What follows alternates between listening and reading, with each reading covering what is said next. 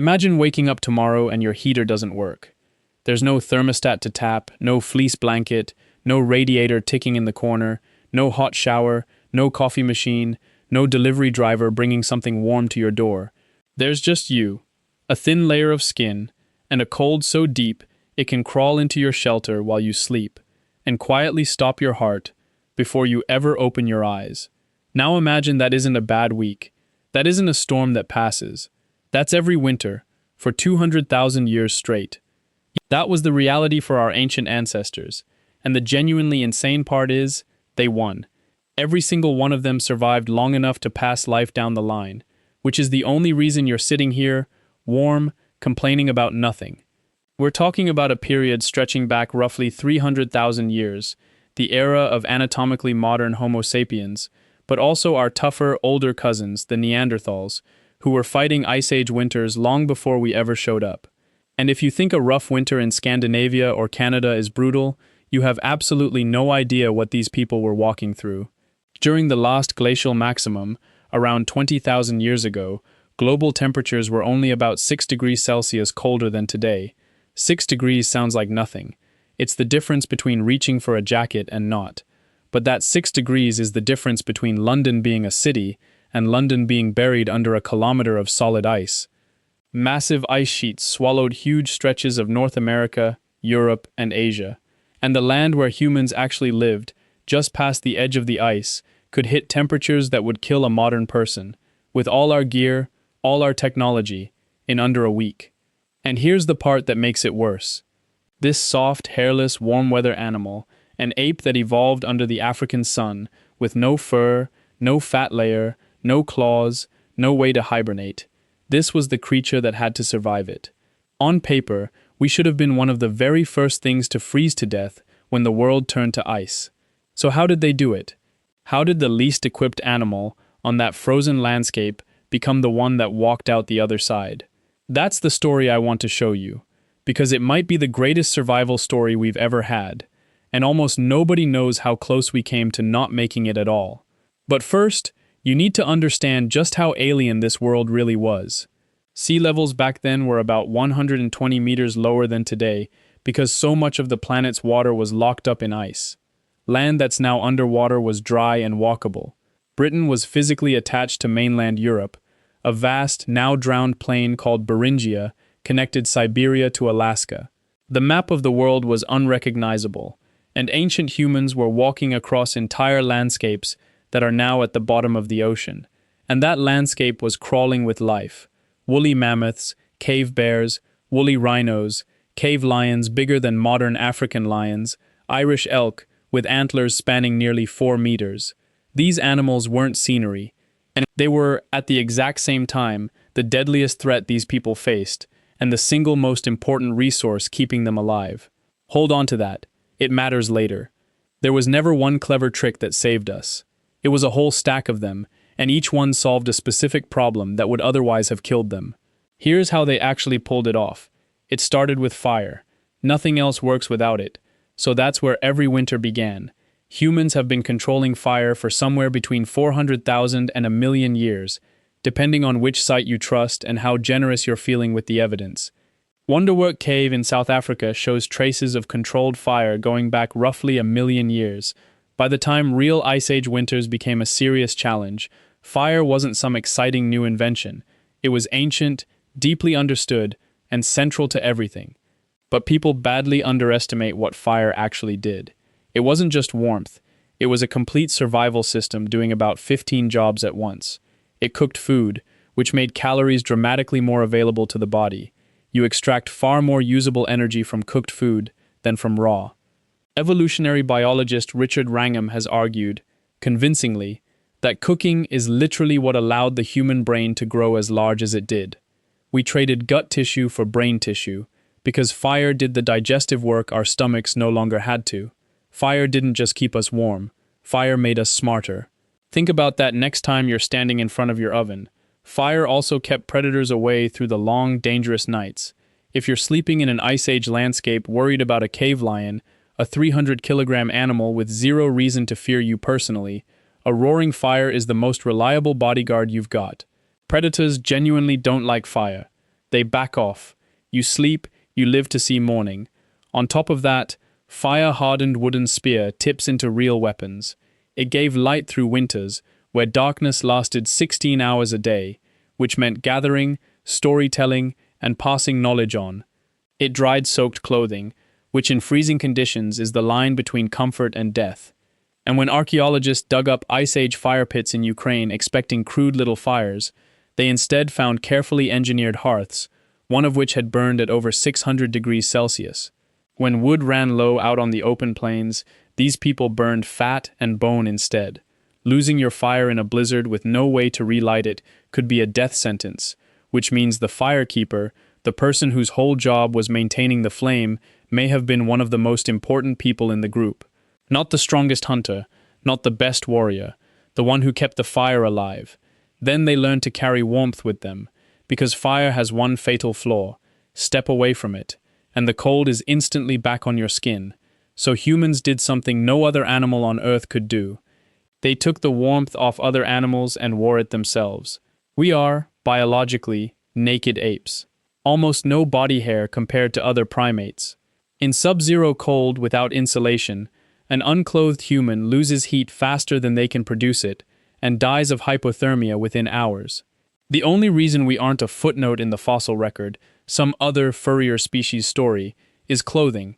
Scientists even figured out roughly when we started wearing it, using a brilliant trick: body lice, which live in clothing rather than on skin, split off from head lice as a separate species around 170,000 years ago. That's our earliest sign that humans were regularly covering themselves. At first it was crude, skins thrown over the shoulders. And here's a wild detail: people were skinning bears for their fur in northern Europe at least 300,000 years ago. We know from the cut marks left on the paw bones, exactly where you'd cut to pull a hide off cleanly. But a loose skin leaks heat through every gap, and that's nowhere near enough for a real ice age. The fix showed up around 30,000 years ago, and it's so small it sounds like a joke: the sewing needle. A sliver of bone or ivory with a tiny hole drilled through it, some so fine the eye is barely a millimeter across, so precisely made that modern researchers using period tools struggle to recreate them. One scientist called it possibly the most important invention in human history, and he has a point. The needle meant you could sew fitted clothes, sealed seams, layers, sleeves that closed tight at the wrist, a blanket on your shoulders, and a coat that actually fits are two completely different things, and the needle is what turned one into the other. We even know what those clothes looked like. The Sunghir burial site in Russia, about 34,000 years old, held two children buried in garments sewn with thousands of individually carved ivory beads.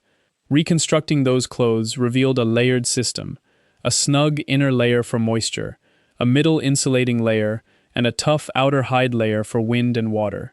Hoods, trousers, boots. That is almost exactly the layering system modern mountaineers use today.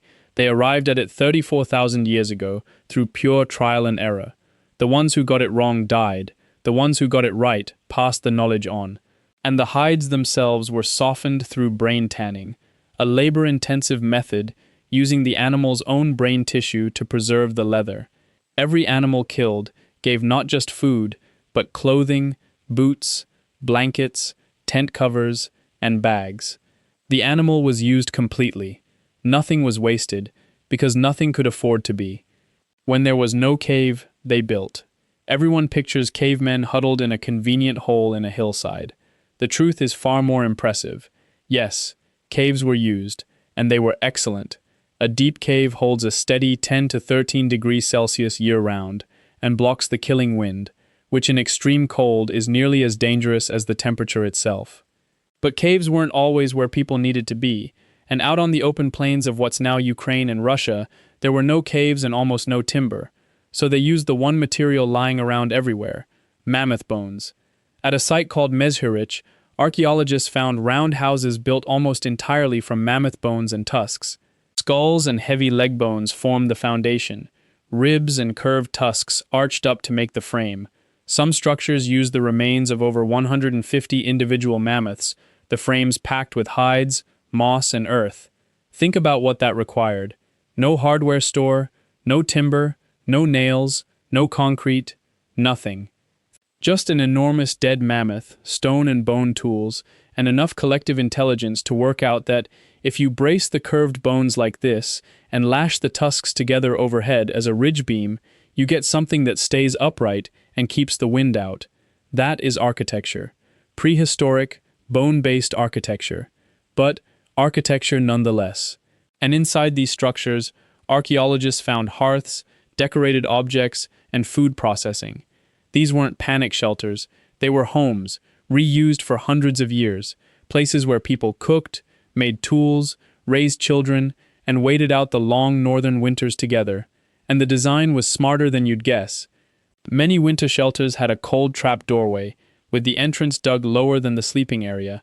Cold air is heavy, so it sank into the entrance and stayed there, while the warm air rose to where the family slept. They figured that out tens of thousands of years before anyone wrote down the physics. They understood snow was an insulator, packing thick walls of it around shelters, and they sealed every draft and gap with moss, mud, and sticky pine pitch. Staying warm keeps you alive tonight, but winter's slower killer is hunger, and here the cold plays a vicious trick.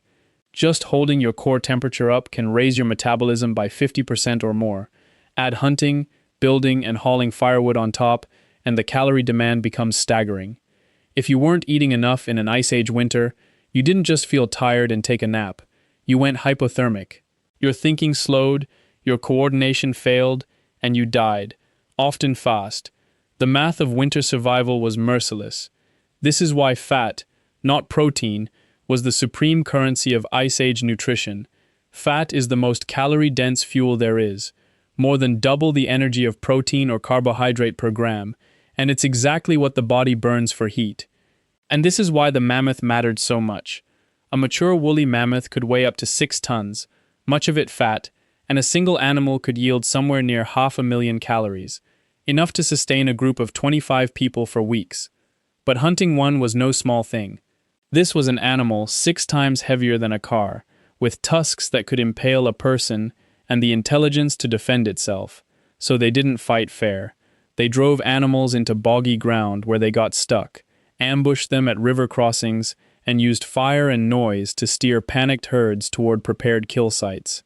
At a site in eastern France, near a tall limestone cliff, Ice Age hunters used exactly this: fire, noise, and teamwork to drive whole herds of horses and reindeer into a natural trap, not once, at the same spot, over and over, for tens of thousands of years.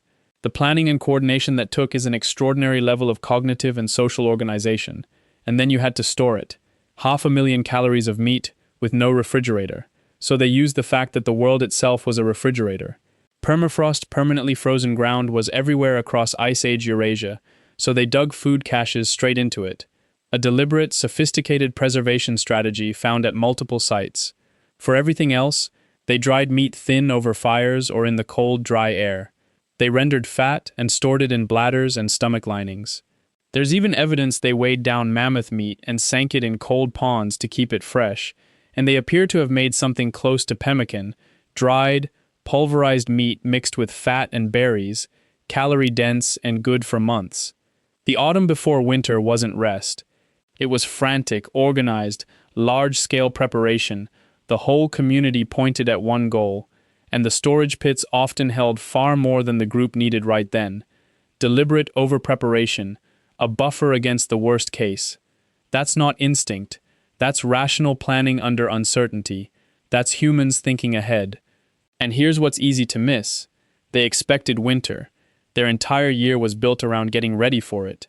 We're the ones who get caught off guard, who just assume the power comes back on, who act shocked when a storm hits. They were never surprised. Some communities didn't fight the winter at all. They simply left.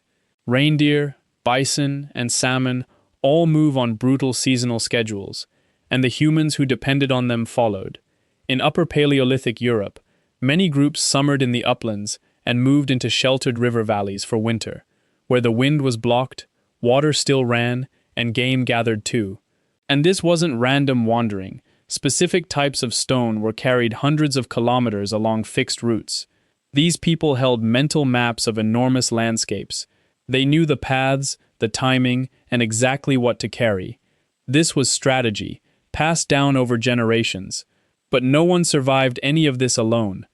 Modern culture worships the lone survivor, the solo hero making fire from wet sticks for the cameras, while everyone else watches from a hotel. Ancient humans did the exact opposite, deliberately. Bands of 20 to 50 people, tied into wider networks of hundreds, weren't just social comfort, they were survival infrastructure, and everyone knew it.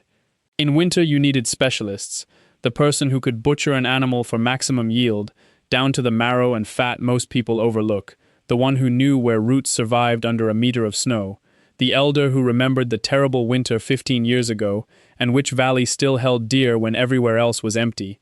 That old woman who knew every plant for 100 kilometers wasn't a burden, she was a living library. She was irreplaceable. And the warmth was literal too. Far more people packed under one roof than we'd ever tolerate. And that was the point. Enough bodies close together is a genuine heat source. The person with space to themselves wasn't lucky.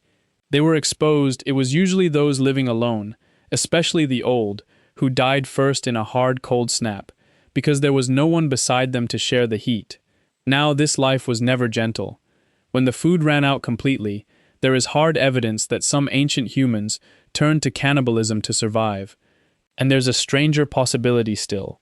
At a Spanish site called the Pit of Bones, human ancestors from around 430,000 years ago left bones with damage that comes in odd seasonal cycles, interrupted growth, signs of too little sunlight, patterns that resemble what you see in animals that hibernate. Some scientists have seriously proposed that, lacking enough fatty food, these people may have slowed their bodies into a deep sleep in caves to wait out the worst of it. It's fiercely debated and far from settled, but the fact that serious researchers are still arguing over whether your ancestors hibernated tells you exactly how extreme this fight really was. Step back, and every one of these solutions shares a single root. Fire, shelter, clothing, food, migration, all of them come from the same extraordinary ability, the human capacity to imagine a future that hasn't happened, model a problem before it arrives, and invent a solution to a threat you've never personally faced. No other animal does this at anything close to our level. A bison in October doesn't think, "This winter looks harsh, I should leave early." A bear doesn't cache extra food because it noticed the signs of a long winter ahead. An ancient human did both, and then explained the reasoning to the whole group in language rich enough to get feedback. Even the cave paintings at Lascaux, Chauvet, and Altamira may be more than art. Some researchers think they doubled as visual databases, records of the animals, their seasons, their behavior, updated across generations, and stored on the most permanent medium available, rock. And the bone flutes dating back 40,000 years hint at something just as vital, that they were managing morale, using music and ritual to hold a group together through months of darkness and fear. Because a long winter in a confined space, under constant stress, knowing some of you might not see spring, is a recipe for the group tearing itself apart faster than any blizzard could. A group that keeps its spirit survives. A group that fractures does not. These were not people barely coping with their environment. They were actively managing it, the land through controlled fire, the herds through selective hunting, and their own minds through culture and ritual. The human relationship with winter was never passive endurance. It was intelligent, collective problem-solving, at a level of sophistication we constantly underestimate. And here's the part that really gets me. In just a few thousand years, nothing on this timeline, we went from stacking mammoth bones into houses to tapping a button on a wall for heat. The single deadliest thing our species ever faced, the war we were genuinely losing, is now something we grumble about on the short walk to a warm car. We beat winter so completely that most people forgot it was ever a war at all. So the next time your heating clicks on without a sound, remember what stands behind that small, silent convenience. Hundreds of thousands of years, thousands of generations, every one of them winning a fight they could not afford to lose, so that you would never even have to know it was a fight. We traded frozen ground and mammoth bone houses for central heating, supermarkets, and the ability to order soup from our phones at midnight, which is, on balance, a tremendous trade, no complaints.